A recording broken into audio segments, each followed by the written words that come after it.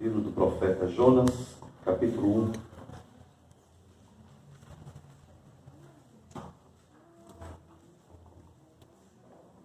Jonas, capítulo 1, versículo 1 ao 3. Nós vamos falar nessa noite sobre um tema movido por um propósito, amém?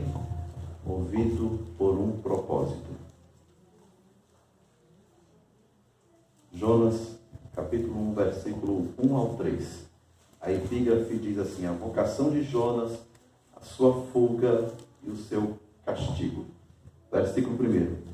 E veio a palavra do Senhor a Jonas, filho de Amitai, dizendo: levanta-te, vai à grande cidade de Nínive, e clama contra ela, porque a sua malícia subiu até a mim. E Jonas se levantou para fugir diante da face do Senhor para Tarsis. E descendo a Jope, achou um navio que ia para Tarsis.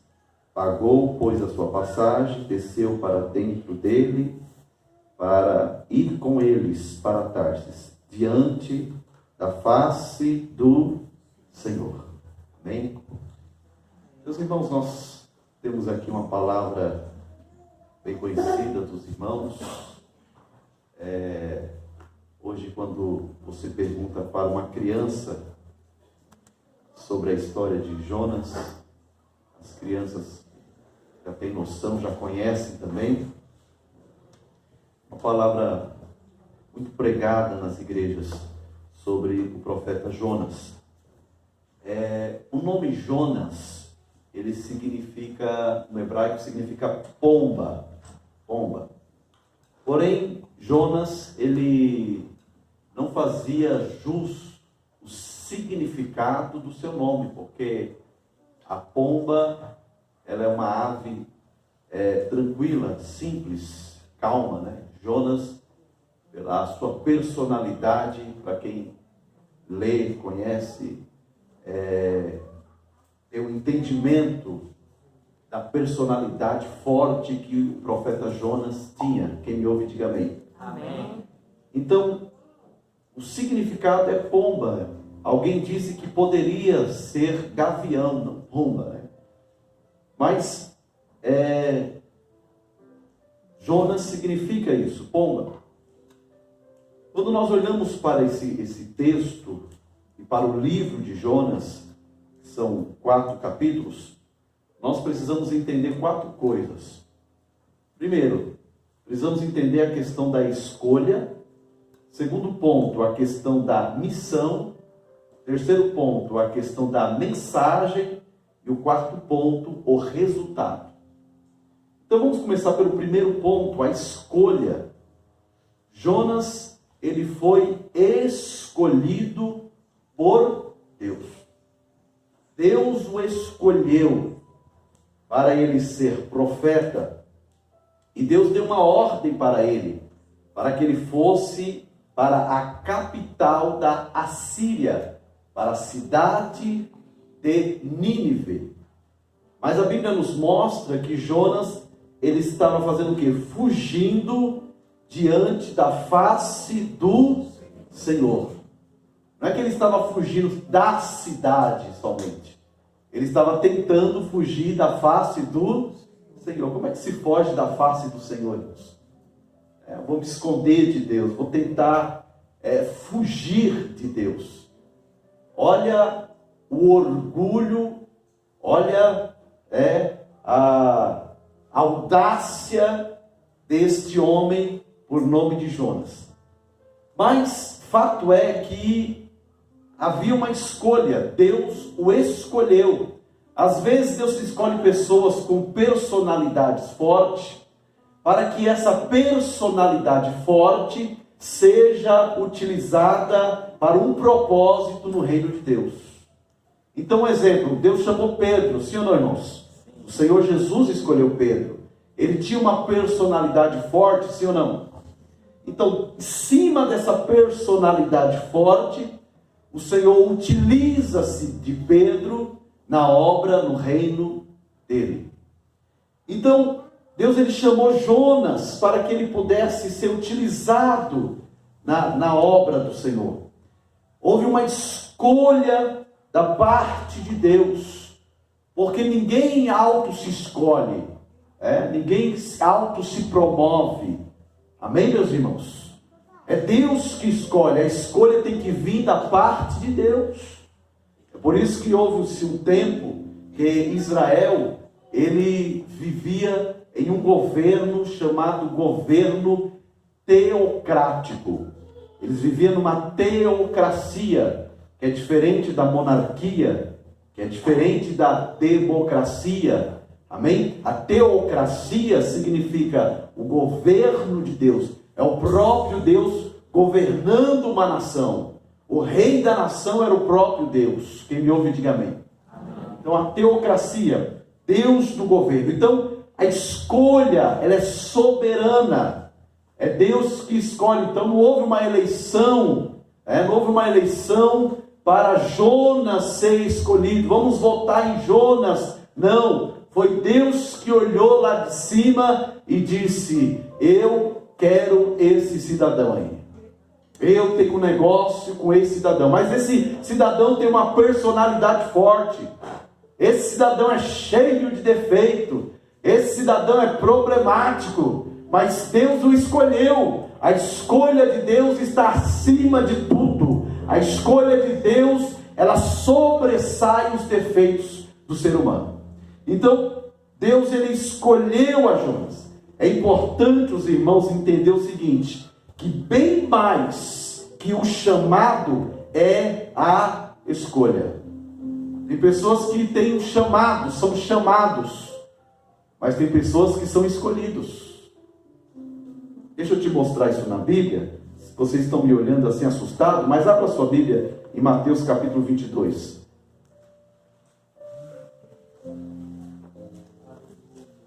Capítulo 22, o versículo de número 14. 22, 14. Vamos ler.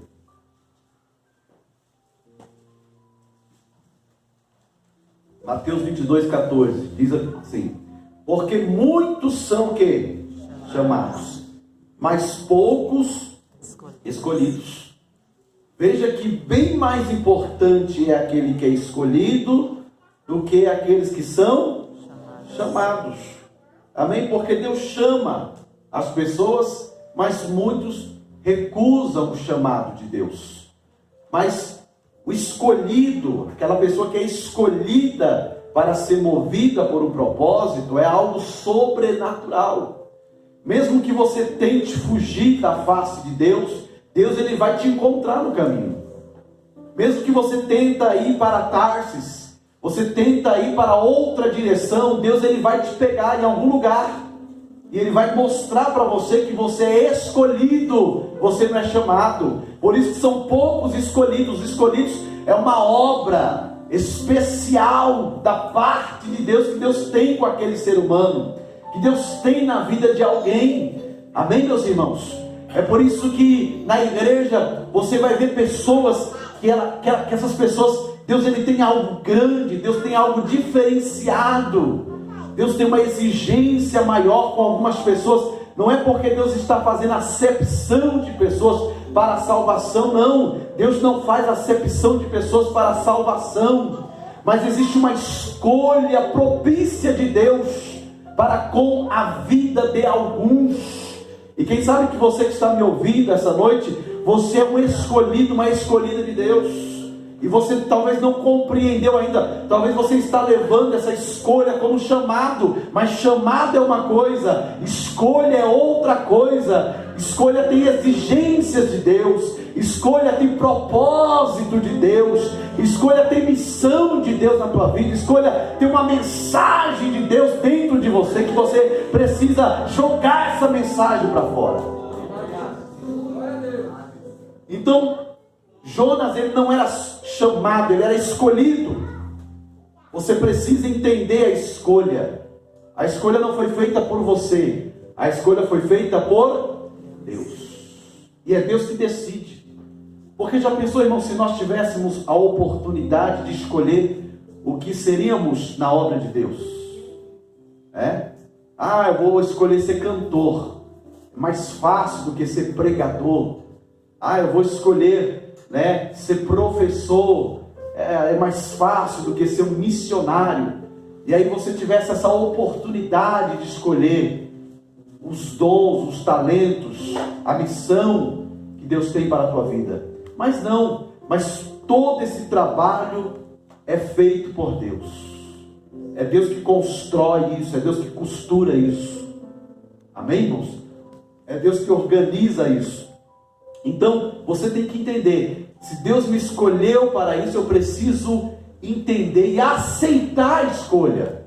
Porque existe essa questão também de você querer aceitar a escolha.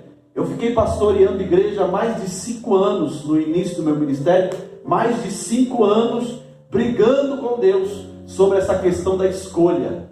Aí teve um dia que eu vim ao culto, eu dirigi o culto, e naquele dia eu dobrei os joelhos e disse: Senhor, a partir de hoje eu me entrego 100% à sua escolha. O Senhor me escolheu para essa função, então eu me entrego a partir de hoje 100%. Naquele mesmo dia, ao terminar o culto, eu ganhei um carro.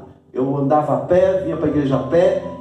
Naquele dia que eu tomei uma decisão, no final do culto, uma pessoa veio e colocou a chave de um carro nas minhas mãos. E ali eu já vi os sinais de Deus acontecendo quando eu aceitei a escolha. Às vezes tem coisas na sua vida travadas porque você não aceitou a escolha de Deus para a tua vida. Você briga, dentro de você é uma batalha, é uma guerra. Existe algo dentro de você resistindo à escolha de Deus.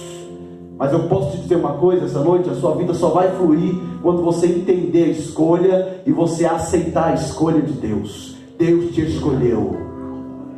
Deus te escolheu. E não adianta você pensar em fugir da face de Deus, porque lá na frente Deus vai te pegar. Amém, irmãos? Então eu preciso aceitar a escolha de Deus. Você precisa aceitar a escolha de Deus. Eu me lembro uma certa feita, uma jovem americana, Maria, né? Mary em inglês. E essa jovem, Mary, Deus disse a ela assim: minha serva, eu vou te levar ao leprosário. Eu vou te usar como missionária nesse leprosário. E os pais dessa jovem disseram assim: jamais eu vou disponibilizar minha filha para ser missionária. Jamais eu vou aceitar minha filha ser missionária e ainda trabalhar em um lugar de leprosos. E eles resistiram, porque o sonho dos pais era que aquela moça se formasse em direito e fosse uma grande advogada americana. E com o passar do tempo, aquela moça, ela tinha desejo, o coração dela ardia em fazer missões em um leprosário, porque a escolha vem de Deus. Ela entendeu a escolha, ela aceitou a escolha, o coração dela ardia, ela não se preocupava com a enfermidade, com a doença que tinha naquele local onde ela ia trabalhar como missionária. Ela queria fazer missão, ela queria atender o chamado de Deus, ela não queria fugir da face do Senhor.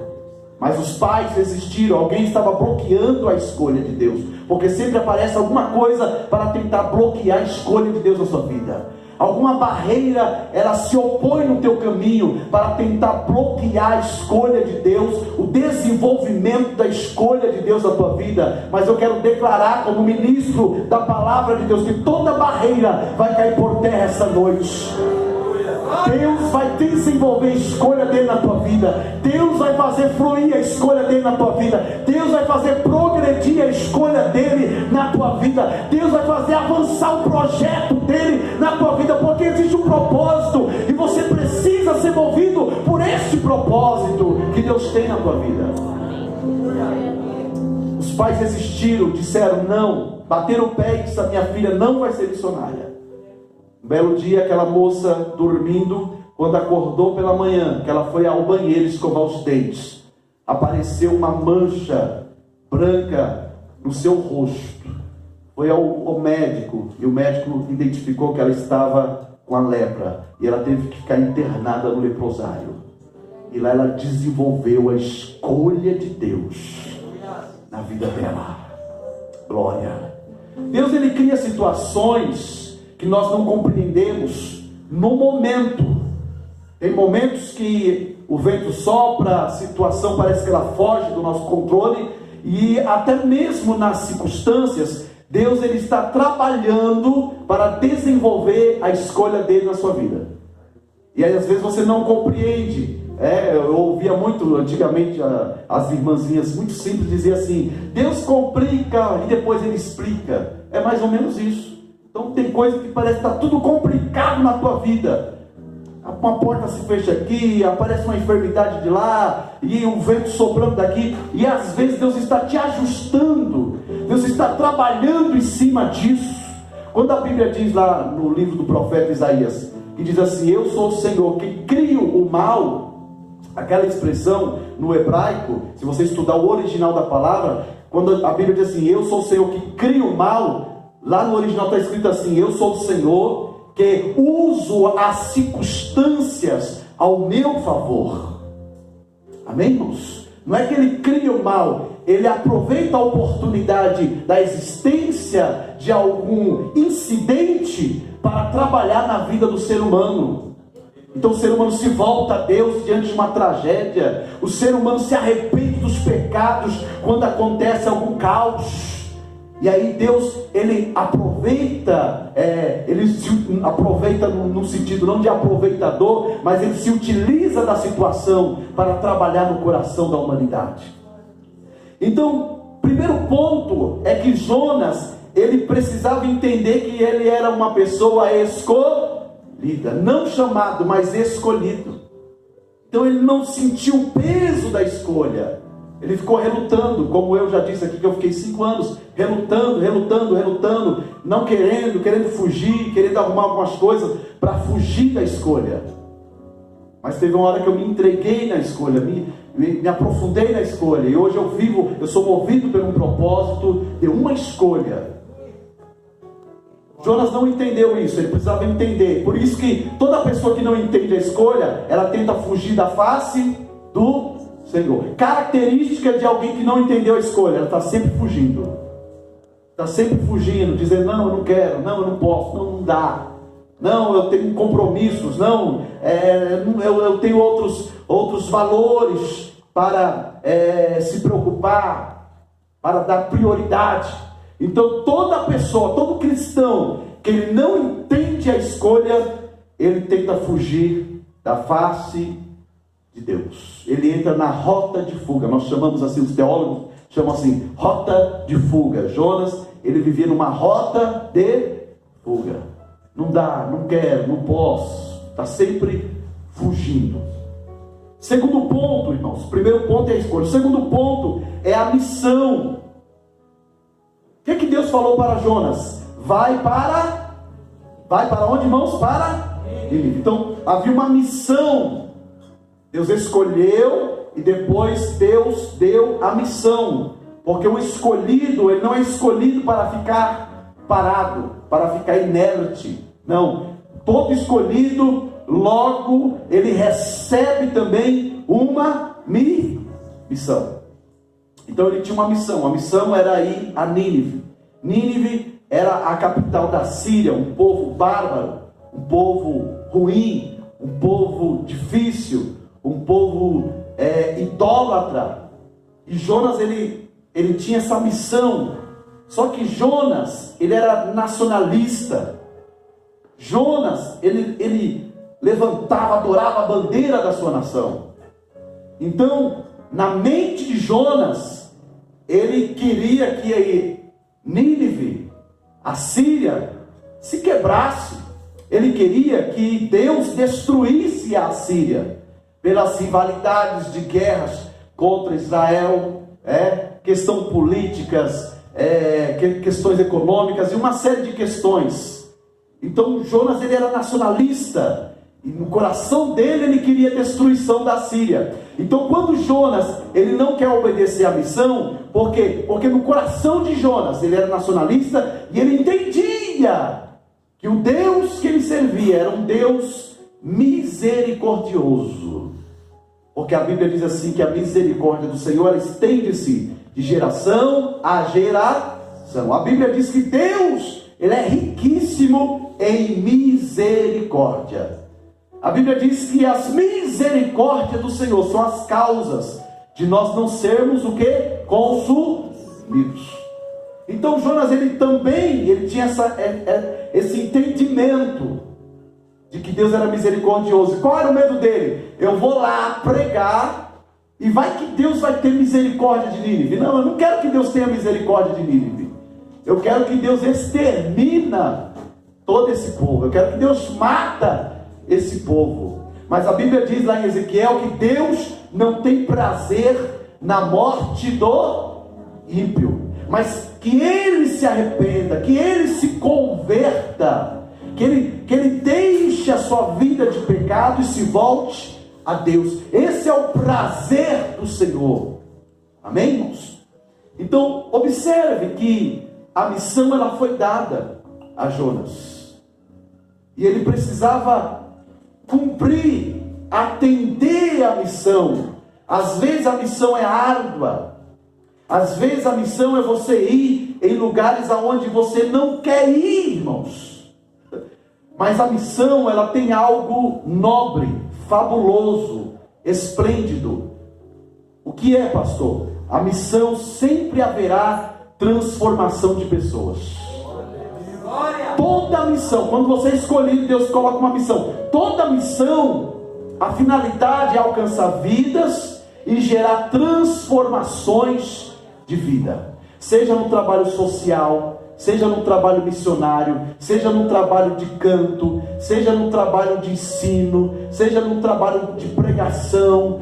Todos os trabalhos, sempre a finalidade, o propósito de Deus é gerar transformações nas pessoas. É por isso que você precisa atender a missão de Deus. Qual é a missão que Deus colocou na tua vida? Amém, irmãos? Qual é a missão que Deus designou para ti, para você desenvolver o tempo de vida que você tem aqui na terra? Ninguém nasce por nascer. Não, pastor, eu nasci, vou crescer e vou morrer. Tire isso da sua cabeça. A sua vinda aqui na terra não é em vão. Deus te trouxe à terra porque Deus tem um propósito na tua vida. Você precisa entender o propósito. Talvez você não é movido pelo propósito, você é movido por propostas, porque você não entendeu o propósito. Tem muita gente que é movido por proposta. Troca de igreja, troca de trabalho, troca daquilo, tal. Qualquer proposta que vir que achar melhor, ela vai, se envolve, se arrepende, vai perdendo a vida, vai se arrebentando na vida, vai para cá, vai para lá, vai perdendo credibilidade, respeito, vai perdendo tudo. Às vezes ela perde até a própria família, porque não entende o propósito, é movida a propostas. Então, quando Deus ele coloca um propósito, uma missão na tua vida, você precisa entender que o interesse de Deus é transformar vidas através da missão. Você cumprindo a missão, atendendo a missão, indo na missão, desenvolvendo a missão, alguém vai ser alcançado. Amém? Alguém vai ser alcançado, alguém vai ser abençoado, alguém vai ser transformado. Você é um agente de transformação de Deus na terra. Coloca isso na tua mente, que quando você está desenvolvendo uma missão, mesmo que poucos estão dando crédito, mesmo que poucos valorizem, mesmo que poucos participem, mesmo que poucos apoiem a sua missão, você precisa entender algo: você é um agente de transformação na terra. Deus ele te usa. Deus tem um projeto na tua vida. Você tem graça de Deus. Você tem unção de Deus. Glória! Glória! Aleluia! Coloque isso na sua mente. Você está desenvolvendo algo de Deus na terra. Amém, meus irmãos? Então, o segundo ponto é a missão. Agora, deixa eu te falar algo importante desse texto de Jonas. Porque nós devemos observar o seguinte: que Jonas, ele foi para desenvolver essa missão. Os irmãos sabem que ele entrou, conhece toda a história, né? Ele entrou no navio, ele foi lá para o porão do navio, dormiu lá. De repente Deus, ele mandou um vento, e aí esse vento transformou-se em tempestade, e começou a chacoalhar, balançar toda aquela embarcação. Começaram a perder, jogar as bagagens, o peso do navio fora. Todo mundo ali clamando ao seu Deus. e descobriram que Jonas estava lá embaixo, pensando que estava fugindo da face de Deus. Dormindo lá no porão, alguém o acordou, desperta, dormiu, clama o seu Deus, da onde você é, de que direção você vem, qual é a sua religião, e fizeram uma entrevista com Jonas, descobriram que Jonas, ele era hebreu, ele servia ao Deus do céu, e começaram a dizer, você precisa clamar ao seu Deus, você precisa buscar o seu Deus, e ele já entendia que toda aquela situação era por causa dele. Olha, irmão, quando a gente não aceita a escolha, não entende a escolha, e não obedece à missão, a gente coloca pessoas na prova também. Às vezes a tua casa está sendo provada porque tem um Jonas rebelde, desobediente lá dentro. Alguém que não obedece, aí Deus está chacoalhando a embarcação toda, e pelo fato de você estar ali perto de Jonas, você sofre também. Aquele filho que é rebelde aos pais, aquele esposo que não se rende, aquela esposa que é só o sangue, faz a família sofrer. Por quê? Porque não atende a escolha, e não obedece, não desenvolve a missão. E aí Deus precisa usar as circunstâncias, Deus precisa dar ordem à natureza, e aí o vento sopra, porque alguém está dormindo, alguém está lá, tentando fugir da face de Deus, mas o barco está balançando, irmãos, e alguém vai ter que acordar. O vento está soprando, alguém vai ter que se despertar. Glória. A tempestade está chegando, alguém vai ter que se posicionar. Amém, irmãos? Eu sempre gosto de ressaltar aquela questão lá de Atos, lá quando Paulo e Silas estavam presos. Que a Bíblia diz que eles cantavam e oravam quase meia-noite, não é isso? E o que a Bíblia diz? Que de repente Deus mandou o quê? Um terremoto. Só que Paulo e Silas já tinham pregado, já tinha falado do Evangelho. Irmãos, alguém não deu ouvido à palavra. Paulo já tinha ministrado, já tinha ali evangelizado, mas alguém não ouviu a palavra. Foi necessário Deus mandar o terremoto. Tem gente que não quer funcionar com a palavra, vai vir terremoto, mas alguém vai ter que se dobrar, alguém vai ter que se arrepender, alguém vai ter que se render aos pés do Senhor, irmãos. Se não quer obedecer a palavra, Deus manda terremoto. Jonas não queria obedecer a palavra, Deus mandou o vento, Deus chacoalhou a embarcação, mas ele vai ter que ouvir a palavra. Glória, glória. E aí, o que aconteceu? Olha como Deus é estrategista. Diga assim, o meu Deus é estrategista. Deixa eu te contar um segredo aqui do livro de Jonas, que talvez nunca ninguém te contou. Na cidade de Nínive, na Síria, era uma nação idólatra. E lá na Síria, como na Filistia, os filisteus, eles adoravam um deus chamado Dagon. O deus Dagon, ele tinha metade do corpo de homem e metade do corpo de peixe. Então, em Nínive, muitos adoravam, idolatravam Dagon, o deus peixe. Você vai pegar agora. O que Deus vai usar para chamar a atenção dos ninivitas? Jonas fala assim, me jogue no mar, porque eu sou o problema. Coisa linda é quando alguém assume a responsabilidade, irmãos. Coisa linda é quando o cabra ele peca, mas ele assume que ele pecou. Não fica escondendo o pecado, não fica cobrindo o pecado, não fica vivendo na igreja de capa. Não, ele pecou, pastor, pequei, sou um cabra sem vergonha e preciso de arrependimento, preciso de misericórdia. Coisa linda quando isso acontece. É triste quando alguém fica na igreja igual a Acã, com pecado escondido dentro da tenda, e o povo, a congregação sofrendo, toda a congregação sofrendo, mas alguém não confessa o pecado, alguém não se cura, alguém não se muda. Mas Jonas, com toda a personalidade, uma pessoa difícil de lidar, de repente ele assume o erro dele, Deus desperta ele, e ele fala, me joga no mar, porque eu sou o problema dessa embarcação. Os homens não pensaram duas vezes, pegaram ele e jogaram ele dentro do mar. Deus dá ordem a um grande peixe, e Deus diz ao peixe, vai lá e engole a Jonas. Mas qual era o Deus que o povo de Nínive adorava? Era Dagon, o Deus peixe. Glória. E qual é o animal que engole agora Jonas? É o grande peixe. Preste atenção nisso. Então o peixe engoliu Jonas. Vamos ler esse texto? Jonas capítulo 1, versículo 17. Jonas 1, 17.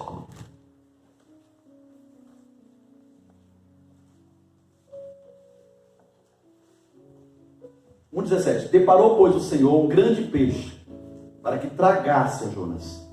Esteve Jonas 3 dias e 3 noites nas entranhas do peixe. Deus mandou o peixe engolir, e Deus mandou o peixe vomitar Jonas também. Capítulo 2, versículo 10. Vamos ler todos juntos? O que diz? Falou, pois, o Senhor ao peixe, e este vomitou a Jonas na terra seca. Olha aí que coisa. O peixe, ele engoliu, e o peixe vomitou.